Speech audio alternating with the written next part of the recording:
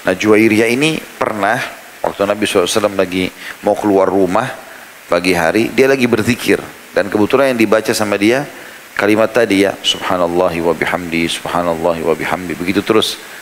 Dan itu Nabi SAW pergi ke masjid sampai pulang, habis sholat subuh, habis waktu syuruk, waktu duha biasanya baru beliau pulang. Begitu pulang, rupanya Juwairiyah masih zikir begitu, subhanallah wa bihamdi, subhanallah wa bihamdi, terus karena ingin mengejar tadi pengampunan dosa seperti buih di lautan, walaupun dosa itu banyak seperti buih di lautan. Maka Nabi SAW ajarkan sebuah tambahan, yang tambahan ini sebenarnya sifatnya bisa dibaca dalam semua zikir. Setelah zikir baru dibaca itu. Maka Nabi bilang, Bismillahirrahmanirrahim. Assalamualaikum warahmatullahi wabarakatuh. Alhamdulillah, tidak pernah berhenti lisan kita memuji Sang Pencipta Allah dengan penuh keyakinan sebagai seorang Muslim. Kalau kalimat Alhamdulillah adalah penyebab utama segala kebutuhan kita akan dipenuhi oleh Sang Pencipta. Selanjutnya kita panjatkan salawat dan taslim, salam hormat kita kepada utusan Allah yang telah Allah perintahkan untuk mengucapkan salam hormat kepadanya. Maka kita lakukan karena bentuk kepatuhan kepada Allah dan juga karena ingin mengejar apa yang telah Allah janjikan dengan mengucapkan 1 kali salam hormat dibalas dengan 10 kali tambahan rahmat. Dan sering kami ucapkan dan ulangi, rahmat Allah luas sekali, masuk dalamnya pengampunan dosa, peninggian derajat dan pemenuhan segala kebutuhan. Maka selalulah setelah memuji dan memuja Allah, alhamdulillah, selalu mengucapkan salawat dan taslim kepada Nabi besar Muhammad sallallahu alaihi wasallam.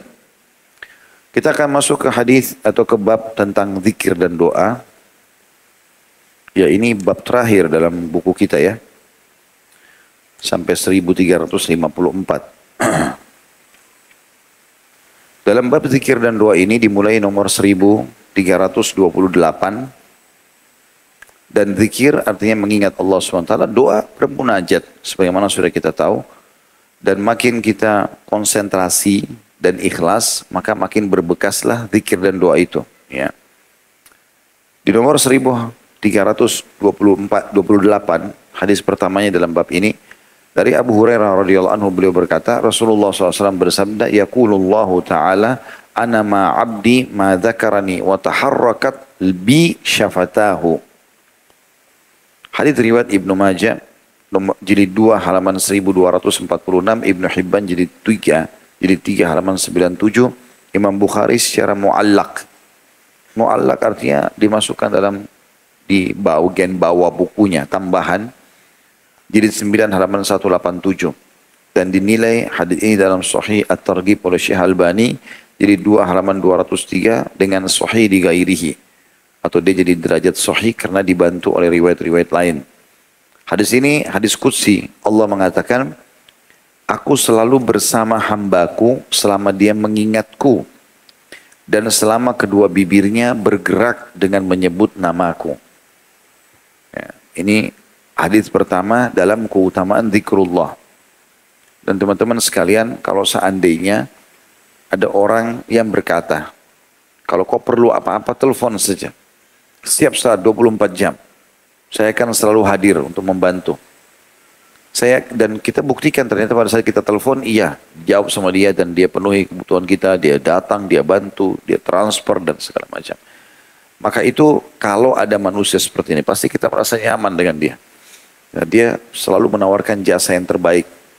Sebenarnya hadits ini menjelaskan masalah itu ya. Tetapi ini bukan lagi kepada jajaran manusia, tapi kepada Sang Pencipta Allah. Allah mengatakan, aku selalu bersama hambaku selama dia mengingatku. Dalam arti kata Allah SWT selalu hadir. Setiap saat kita minta apapun dikasih. Kita bertobat dari kesalahan pun dimaafkan. Dan selama kedua bibirnya bergerak dengan menyebut namaku. Ada dalam Al-Quran, saya tidak teringat dalam ayat berapa dan surah apa. Tetapi ayat ini menjelaskan tentang kondisi masyarakat Mekah. Di antara potongan ayatnya Allah mengatakan, dan Allah tidak akan mungkin menyiksa mereka, hai Muhammad, selama engkau berada di tengah-tengah mereka. Jadi tidak mungkin azab Allah datang sementara Nabi Muhammad SAW ada. Dan tidak mungkin juga ya, Allah mengadab mereka selama mereka beristighfar. Ya, padahal itu penyembah berhala. Tapi ada kalimat-kalimat mereka mengatakan, ya Allah ampunilah, rahmat Allah luas sekali. Hadis yang selanjutnya yang kedua adalah hadis nomor 1329 dari Muadz bin Jabal radhiyallahu anhu, beliau berkata, Rasulullah SAW bersabda, ma amila ibnu Adam amalan anjalahu min adzabillahi min dzikrillah. Tidaklah anak Adam itu atau manusia melakukan satu amalan yang lebih menyelamatkannya dari azab Allah daripada amal zikrullah. Jadi kalau kita zikrullah, itu tidak ada amal yang bisa menyelamatkan dari azab Allah sehebat itu. Apapun lafaz zikirnya. Apapun lafaz zikirnya. Walaupun ada nanti di kedepannya ini beberapa bentuk zikir yang dikhususkan oleh Nabi SAW untuk dibaca ya. Kemudian hadis ini juga memberikan gambaran bagaimana seseorang bisa selamat dari azabullah. Maksudnya di dunia, gangguan orang, penyakit yang menular atau apa saja, itu tidak jadi datang justru karena seringnya orang zikrullah. Kalau individu seperti itu, kalau ada majelis seperti ini, misalnya majelis ilmu, ada seorang pemateri yang lainnya pada dengar, ini juga majelis zikir namanya, ya. Karena zikir itu lebih global, bukan hanya mengucapkan subhanallah, alhamdulillah, tapi semua yang mengingat Allah dikatakan zikrullah, ya, termasuk ilmu misalnya. Maka kalau ada orang berkumpul seperti ini, dengarkan keutamanya dalam hadis riwayat Muslim. Dan ini disebutkan di jilid 4 halaman 2074. Kata Nabi dari Abu Hurairah radhiyallahu anhu bahwasanya Rasulullah SAW bersabda, ma qa'ada qaumun ma jalasa qaumun majlisan yadhkuruna Allah fihi illa haffathumul malaika wa ghashiyatuhumur rahmah wa dzakarahumullahu fi man indah. Tidak ada satu kaum, dan kaum ini 3 orang ke atas, rame-rame, duduk di satu majelis di mana mereka berzikir kepada Allah di dalamnya, melainkan pasti para malaikat mengelilingi mereka, rahmat menyelimuti mereka, dan Allah menyebut-nyebut mereka di hadapan para malaikat yang ada di sisinya. Ya, dan hadis ini sebagaimana kita sudah tahu tadi, hadis riwayat Imam Muslim. Hadis ini memberikan gambaran kepada kita tentang pentingnya zikrullah. Ya, kita selalu berzikir kepada Allah SWT, baik dalam keadaan kita berdiri, duduk, berbaring. Usahakan selalu jari-jari kita ini bergerak untuk berzikir. Apakah kita baca subhanallah 100 kali, alhamdulillah 100 kali, Allah Akbar 100 kali. Mengaplikasikan hadis Nabi SAW yang dihasankan oleh para ulama. Siapa yang membaca subhanallah 100 kali, alhamdulillah 100 kali, Allah Akbar 100 kali, maka dia akan datang hari kiamat membawa pahala, tidak ada orang yang menyamai dia, atau kecuali orang yang berbuat seperti dia atau lebih. Nah, orang ini bisa dipakai subhanallah, subhanallah, subhanallah, atau alhamdulillah, alhamdulillah, Allah Akbar, Allah Akbar, sebagaimana sudah kita tahu yang salah itu. Nah, kalau ada orang kumpul seperti ini, maka akan turun bersama mereka para malaikat yang membawa ketenangan. Dikatakan di sini tidak ada satu kaum yang duduk dalam satu majelis di mana mereka berzikir kepada Allah di dalamnya, melainkan pasti para malaikat mengelilingi mereka, rahmat menyelimuti mereka, dan Allah menyebut-nyebut mereka di hadapan para malaikat yang ada di sisinya. Tuh lihat fulan sedang berkumpul. Allah SWT membanggakan kita di depan para malaikatnya. Begitu juga dengan hadis selanjutnya nomor 1331 dari Abu Hurairah radhiyallahu anhu, beliau berkata, Rasulullah SAW bersabda, ma qa'ada qaumun maq'adan lam yadhkurullah wa lam yusallu ala nabihi sallallahu alaihi wasallam illa kana alaihim hasratan yaumal qiyamah. Ini tentang adab bermajlisnya. Salah satu adabnya adalah kita harus memulai dengan puji Allah Subhanahu wa taala dan salawat kepada Nabi sallallahu alaihi wasallam. Barulah kemudian kita masuk kepada bahasan-bahasan kita. Makanya dalam pengajian teman-teman dai kita pasti selalu yang paling ringkas alhamdulillah wassalatu wassalamu ala rasulillah. Atau kalau tidak dia bisa membaca puji-pujian yang panjang, ya, terserah dia. Hadisnya adalah hadis riwayat atau disampaikan oleh Abu Hurairah, beliau berkata, Rasulullah SAW bersabda, ma qa'ada qaumun maq'adan lam yadhkurullah wa lam yusallu ala nabihi sallallahu alaihi wasallam wa lam yusallu ala nabi sallallahu alaihi wasallam, illa kana alaihim hasratan yaumil qiyamah. Tidaklah satu kaum duduk di satu tempat duduk di mana mereka tidak mengingat Allah dan tidak bersalawat kepada Nabi sallallahu alaihi wasallam, melainkan pasti ia akan menjadi penyesalan atas mereka pada hari kiamat. Jadi maksud penyesalan di sini tentunya dia akan dihisap oleh Allah Subhanahu wa taala tentang masalah itu. Saya pernah berbagi itu ya. Jadi usahakan teman-teman jangan diam, kecuali darurat sekali. Zikrullah selalu. Syekh Abdul Razak waktu di Masjid Nabawi, saya pas umrah, dia lagi isi pengajian subuh, saya sempat lewat, saya masuk situ, terus saya dengarkan. Kalau salah satu yang dibahas itu buku tentang zikir dan doa. Termasuk yang dibahas adalah masalah kenapa orang keluar kamar mandi baca gufronak, pengampunanmu hai Tuhanku. Mungkin orang tidak buat dosa di dalam.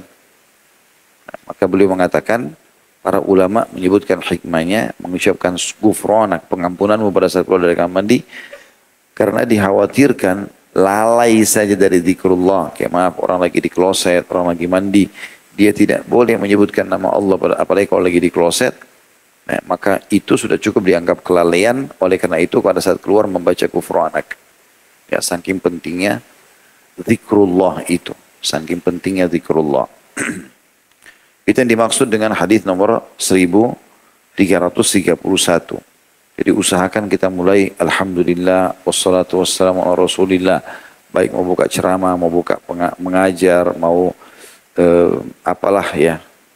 Semuanya kita mulai dengan, selama itu kita positif, kita mulai dengan tahmid dan salawat kepada Nabi alaihi salatu wassalam. Kemudian termasuk zikir yang sangat ditekankan di pagi hari terutama. Tapi kalau bisa pagi dan sore sangat bagus dibaca 10 kali. Dari Abu Ayyub radhiyallahu anhu beliau berkata, Rasulullah SAW bersabda, man qala la ilaha illallah wahdahu la syarikalah, lahul mulku wa lahul hamdu wa huwa ala kulli syai'in qadir, asyra marrat. Kana kaman a'taka arba'ata anfusi min waladi Ismail. Hadis riwayat Bukhari jilid 8 halaman 106, Muslim jilid 4 halaman 271 dan 272. Artinya, barang siapa yang mengucapkan la ilaha illallah wahdahu la syarikalah, tidak ada Tuhan yang berhak disembah kecuali Allah, dan tidak ada sekutu bersamanya. Lahul mulku wa lahul hamd, miliknya lah kerajaan dan juga puji-pujian, wa huwa ala kulli syai'in qadir, dan dia mampu mengerjakan apa yang dia inginkan. 10 kali saja, maka pahalanya sama dengan membebaskan 4 orang ya, dari keturunan Ismail, dari keterbudakan ya. Karena bebasin budak itu kan walaupun cuma satu, apapun yang dia kerjakan setelah pembebasan itu kita panen pahalanya. Makanya para sahabat berlomba-lomba untuk menebus para budak kemudian membebaskan mereka. Ya, seperti itulah. Jadi kita baca 10 kali maka sama dengan bebasin 4 orang hamba sahaya dari turunan Adam alaihi salatu wassalam. Kemudian selanjutnya adalah hadis tentang doa atau zikir yang masyhur. Nah, ini sebagian ulama masukkan dalam kategori zikir pagi petang. Yaitu hadis Abu Hurairah radhiyallahu anhu di nomor 1333. Rasulullah SAW bersabda, man qala subhanallah wa bihamdi, subhanallahi wa bihamdi mi'ata marrah. Siapa yang membaca subhanallahi wa bihamdi 100 kali, huttat anhu khataya, akan dibersihkan dosa-dosanya. Wa in kanat mithla zabadil bahar, walaupun sebanyak buih di lautan. Berarti di sini zikrullah mendatangkan pengampunan dosa. Padahal cuma salah satu dari substansialnya. Subhanallahi wa bihamdi, subhanallahi wa bihamdi, subhanallahi wa bihamdi. Terus saja kita lakukan itu. Maka ini insya Allah akan memberikan kepada kita apa yang telah dijanjikan di dalam hadis ini. Jadi hadis ini memberikan gambaran kepada kita teman-teman sekalian tentang zikir yang sangat mudah diucapkan. Subhanallahi wa bihamdi, subhanallahi wa bihamdi, terus saja. Dan jangan pernah terkurung dengan angka 100. Dalam arti kata, yang pertama jangan menganggap ini adalah sesuatu yang berat. Karena mulai saja dulu. Sesuatu itu teman-teman akan menjadi ringan kalau kita sudah memulainya. Mulai saja dulu. Kalau kita belum memulai, apalagi itu dalam ibadah, maka syaitan akan beratkan. Mulai dulu. Kalau kita sudah mulai jalan, maka misalnya kita berzikir, secara otomatis dengan sendirinya kita akan sampai ke angka itu juga.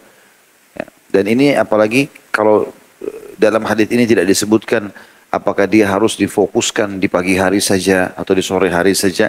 Lebih global, siapapun yang membaca subhanallahi wa bihamdi 100 kali sehari, maka akan diampuni dosanya walaupun sebanyak buih di lautan. Kita bisa bayangkan lautan yang sangat luas, karena kalau ada ombak seringkali karena kadar garamnya tinggi ada buih-buihnya kayak busa-busa, itu kan banyak sekali. Sebanyak itu pun dosa-dosanya akan dimaafkan padahal dengan membaca 100 kali saja.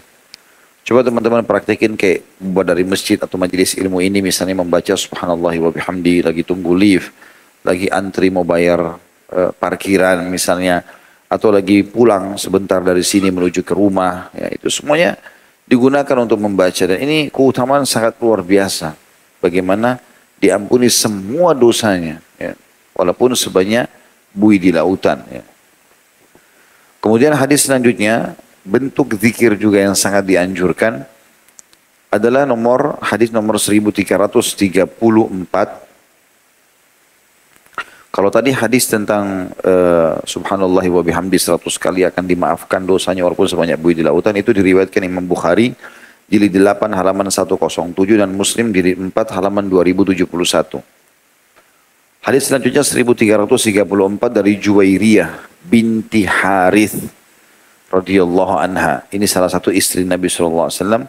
Beliau berkata, Rasulullah SAW pernah bersabda kepadaku, laqad qultu ba'daki arba'a kalimatin law wuzinat bima qulti mundul yaum lawazanathunna. Subhanallahi wa bihamdi adada khalqi wa ridha nafsi wa zinata arshi wa midada kalimati. Hadis ini riwayat Muslim jilid 4 halaman 2090. Artinya, jadi kebetulan ceritanya begini, Juwairiyah ini kan istri Nabi yang termasuk bagian dari harta rampasan perang Nabi SAW. Lalu Nabi tawarkan, kalau kau ingin masuk Islam, saya akan nikahi kamu. Berarti sudah lepas dari keterbudakan dan langsung pindah jadi status istri raja dan istri Nabi gitu kan. Maka Juwairiyah langsung terima. Lalu Nabi SAW sempat tanya, waktu dia sudah syahadat, kenapa kok begitu cepat menerima penawaran ini? Dia bilang, ya Rasulullah, sebelum Anda datang untuk menyerang wilayah kami, saya bermimpi ada cahaya yang keluar dari Madinah masuk ke kamar tidurku. Dan aku menakwilkan itu adalah Anda. Gitu kan. Nah Juwairiyah ini pernah, waktu Nabi SAW lagi mau keluar rumah, ya, di pagi hari, dia lagi berzikir. Dan kebetulan yang dibaca sama dia, kalimat tadi ya, subhanallahi wa bihamdi, subhanallahi wa bihamdi, begitu terus. Dan itu Nabi SAW pergi ke masjid, sampai pulang, habis sholat subuh, habis waktu syuruk, waktu duha biasanya baru beliau pulang. Begitu pulang, rupanya Juwairiyah masih zikir begitu, subhanallah wa bihamdi, subhanallah wa bihamdi, terus karena ingin mengejar tadi pengampunan dosa seperti buih di lautan, walaupun dosa itu banyak seperti buih di lautan. Maka Nabi SAW ajarkan sebuah tambahan, yang tambahan ini sebenarnya sifatnya bisa dibaca dalam semua zikir. Setelah zikir baru dibaca itu. Maka Nabi bilang, sungguh aku telah berzikir sesudah keluarku dari sisimu tadi, di pagi hari subuh tadi, dengan 4 kalimat yang kalau sekiranya ditimbang dengan apa yang kau baca pada hari ini. Tadi kau baca terus subhanallahi wa bihamdi, subhanallahi wa bihamdi, terus kau baca dan sampai sekian lama, aku tambahkan di depan zikirmu itu, subhanallahi wa bihamdi, 4 kalimat, yang kalau 4 kalimat ini ditimbang dengan seluruh zikir yang kau baca tadi, tetap ini lebih berat gitu ya. Sungguh aku telah berzikir sesudah keluarku dari sisimu dengan 4 kalimat yang kalau sekiranya ditimbang dengan apa yang kamu baca pada hari ini, niscaya lebih berat timbangannya. Maka beliau menyebutkan, yaitu setelah membaca subhanallahi wa bihamdi adada khalqi, sejumlah makhluknya, wa ridha nafsih, dan ridha dirinya, maksudnya ridha Allah menerima itu ya, wa zinata arsyih, dan seberat timbangan arsy-Nya. Arsy-Nya Allah makhluknya Allah yang paling besar gitu kan, itu sangat berat tentunya. Dari sejumlah itu saya membaca subhanallahi wa bihamdi ini, wa midada kalimati, dan juga semelimpah tinta kalimatnya Allah. Nah, kita sudah tahu di akhir surah Al-Kahfi Allah mengatakan itu ya. Qul law kana al-bahru midadan li kalimati rabbina nafidal bahru qabla an tanfada kalimatu rabbi walau jina bimithli madada. Kalau seandainya air laut itu dipakai sebagai tinta untuk nulis semua kalimat-kalimat Allah, niscaya air laut akan habis, sementara kalimat Allah masih banyak yang belum tertulis ya. Dari sini kita meminta sejumlah kalimatnya Allah yang sangat luas. Berarti misal kita baca yang lain, kita baca misalnya la ilaha illallah wahdahu la syarika lahul mulku wal hamdu wa ala kulli syai'in qadir. Terus kita mau tersibukkan dengan kegiatan apa gitu ya, atau kita sudah mau tutup zikir kita langsung tambah ada khalqih wa ridha nafsih wa zinata arsyih wa midada kalimati. Berarti kita akan dapat kalimat itu dengan keutamaan tadi. Berat arsy-nya Allah, ya, keridhoannya Allah, jumlah makhluknya, berapa jumlah makhluk Allah, berapa hewan-hewan, berapa manusia, berapa tumbuh-tumbuhan, berapa jin, berapa malaikat, dan seterusnya. Berapa air, berapa api, ya. Walaupun itu mungkin dinilai dari volumenya gitu kan. Selanjutnya, zikir yang dianjurkan adalah nomor 1335 dari Abu Sa'id Al-Khudri radhiyallahu anhu. Beliau berkata Rasulullah SAW bersabda, Al-Baqiyatus Salihat, La ilaha illallah wa subhanallahi wallahu akbar walhamdulillah wa la hawla wa la quwata illa billah. Ketahuilah kalimat dan amal yang kekal lagi soleh, artinya paling besar pahalanya kalau kau sedang berzikir, yaitu membaca la ilaha illallah, tidak Tuhan yang berhak disembah kecuali Allah, wa subhanallah, dan maha suci Allah, wallahu akbar, Allah maha besar, walhamdulillah, segala puja ya untuk Allah SWT, wala haula wala quwata illa billah, dan tidak ada daya dan kekuatan kecuali milik Allah. Ini sudah kita tahu tentunya. Biasanya juga ada hadis yang lain menjelaskan bacanya adalah subhanallah walhamdulillah wala ilaha illallah wallahu akbar. Kalau di sini la ilaha illallahnya dulu. Jadi ada dua lafaz yang berbeda ya. Yang dimaksud dengan al-baqiyatus shalihat artinya amal yang pada saat kita sebutkan kita sendiri tenang, dan juga pada saat ya, dia diterima pahalanya hari kiamat itu sangat besar. Selanjutnya hadis, nah ini hadis diriwayatkan oleh An-Nasa'i dalam Sunan Al-Kubra, dan Ibnu Hibban juga menyebutkan di jilid 3 halaman 121, Hakim jilid 1 halaman 512. Hadis 1336 dari Samurah bin Jundub radhiyallahu anhu, beliau berkata, Rasulullah SAW bersabda, Habbul kalami ilallahi arba'ah, la yadurruka bi ayyihinna bada'ta, subhanallah walhamdulillah wa la ilaha illallah wallahu akbar. Hadis riwayat Muslim. Ya, di jilid 3 halaman 1685. Artinya, bacaan zikir yang paling dicintai oleh Allah ada 4. Tidak membahayakanmu atau tidak ada kerugian untukmu dengan yang mana saja engkau mulai. Subhanallah, maha suci Allah, walhamdulillah, dan segala puji bagi Allah, wala ilaha illallah, tidak ada Tuhan berhak disembah kecuali Allah, Allahu akbar, dan Allah maha besar. Artinya boleh teracak di sini. Karena dalam hadis yang sebelumnya teracak itu. Kesannya ya kalau disusun sesuai dengan hadis ini, berarti dia la ilaha illallah, subhanallah, wallahu akbar, walhamdulillah, wala haula wala quwata illa billah. Rapi, tetapi di sini Nabi SAW berikan kita solusi yang lain, yaitu kita tidak harus terikat dengan urutannya. Maka di sini dikatakan 4 kalimat yang paling Allah cintai, dan tidak masalah yang mana kau dahulukan. Subhanallah, alhamdulillah, wa la ilaha illallah, Allahu akbar. Berarti bisa juga orang bilang, Subhanallah, alhamdulillah, Allah akbar, wa la ilaha illallah. Seperti itulah. Seperti zikir habis sholat. Tapi bedanya la ilaha illallahnya itu menjadi di sini dibaca sampai 100 kali.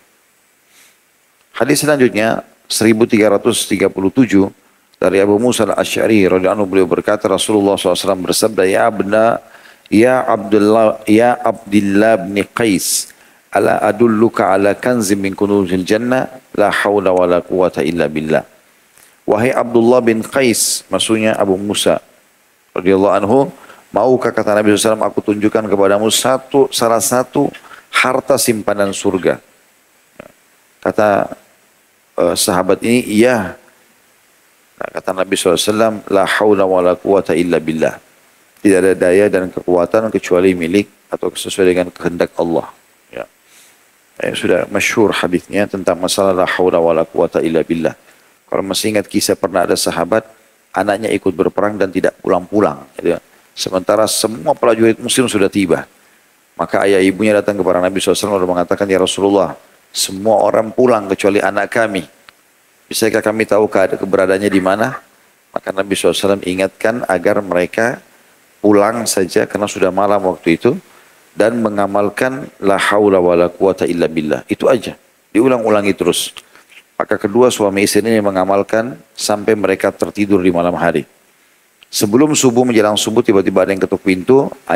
Sang ayah ini tidak tahu siapa yang ketuk, lalu kemudian dia keluar membuka pintu, ternyata dia kaget anaknya sudah pulang. Ya. Dia ditanya, bagaimana ceritanya nak? Diceritakanlah sama anaknya. Beberapa waktu yang lalu tepatnya waktu mereka sudah mulai berzikir membaca la haula wala quwata illa billah, la haula wala quwata illa billah. Seakan-akan ya Allah tolonglah saya tidak ada kekuatan untuk ini gitu kan. Maka saya beberapa waktu yang lalu kata anaknya merasa belenggu-belenggu yang dibelenggu oleh musuh di kaki-kakiku dan tanganku melonggar dan aku pun akhirnya melarikan diri dan berhasil selamat ke Madinah. Ya, jadi la haula wala quwata illa billah termasuk menolong kita dalam mengamalkan atau mendapatkan jalan keluar. An-Nasai menambahkan, kalau tadi itu disebutkan Imam Bukhari di jilid 5 halaman 170 dan jilid 8 halaman 102, Imam Muslim jilid 4 halaman 2076 dan 2077. Dalam riwayat An-Nasai ditambahkan wala malja'a minallahi illa ilaih, dan tidak ada tempat berlindung dari azab Allah kecuali bersandar kepadanya. Ini disebutkan ya, oleh An-Nasai dalam Sunan Al-Kubra tapi dilemahkan oleh Syekh Albani. Ya. Jadi yang cukup adalah la haula wala quwata illa billah. Jadi tidak usah ditambah wala malja' minallahi illa ilaih. Setelah itu teman-teman sekalian ada dua buah hadis. Ya. Mungkin 3 atau 4 hadis ya, menjelaskan tentang keutamaan doa. Kalau tadi sebelumnya adalah keutamaan zikrullah. Ya. Di nomor 1338 dari Nu'man ibn Bashir radhiyallahu anhu dari Nabi SAW beliau bersabda, inna du'a huwal ibadah. Sesungguhnya doa itu adalah ibadah. Diriwayatkan oleh Imam 4 dan dinyatakan sahih oleh Tirmidzi. Tirmidzi di 5 halaman 456. Hadis ini menjelaskan kepada kita tentang pentingnya doa dan doa isinya menyampaikan hajat kepada Allah Subhanahu wa taala. Saya pernah berbagi teman-teman sekalian, kita kalau sedang ada masalah sama manusia boleh hanya sebatas konsultasi. Dan itu kalau masalah sakit badan kepada dokter sudah kita tahu, dan kalau secara kejiwaan maka kita kembali kepada ulama. Bagaimana mereka menasihati kita atau mengajarkan kepada kita doa-doa dan zikir yang diajarkan Nabi SAW. Dan di sini hadis ini menjelaskan sesungguhnya doa itu adalah ibadah, maksudnya inti daripada ibadah. Bagaimana seseorang selalu menjadikan doa sebagai pegangannya. Dan doa adalah curhat. Dan ini hanya kepada Allah Subhanahu wa taala. Kalau kita konsultasi tadi saya bilang sama manusia, kalau sakit fisik kepada dokter, kalau dia secara jiwaan atau keimanan kurang, maka kepada ustadz ataupun da'i atau da'iyah, kita kembalikan. Tetapi kalau curhat, meluapkan semua isi hati kita, itu yang paling tepat kepada Allah. Dan itu puncak daripada doa. Di doa ini sebenarnya sebuah perangkat untuk bermanja kepada Allah. Karena Allah Subhanahu wa taala akan bantu memberikan jalan keluar dengan cara ya, berdoa tadi. Ada beberapa hal yang harus diperhatikan berhubungan dengan masalah ini tentunya. Baik sebentar. Hadis ini diriwayatkan oleh Abu Dawud jilid 2 halaman 76, An-Nasai dalam Sunan Kubra jilid 6 halaman 450, Tirmidzi jilid 5 halaman 211, Ibnu Majah jilid 2 halaman 1258. Riwayat setelahnya, tapi ini riwayat dilemahkan oleh Syekh Albani, yaitu lafadznya dari Anas secara marfu, ad-du'a mukhul ibadah. Doa itu adalah otaknya atau inti daripada ibadah. Jadi kalau kita lihat sebelumnya, cuma langsung divonis doa itu adalah ibadah. Baik. Karena sudah masuk waktu asar insyaallah, kita lanjutkan lagi di pertemuan akan datang Selasa depan insyaallah. Subhanakallahumma bihamdika asyhadu an la ilaha illa anta astaghfiruka wa atubu ilaik. Wassalamualaikum warahmatullahi wabarakatuh.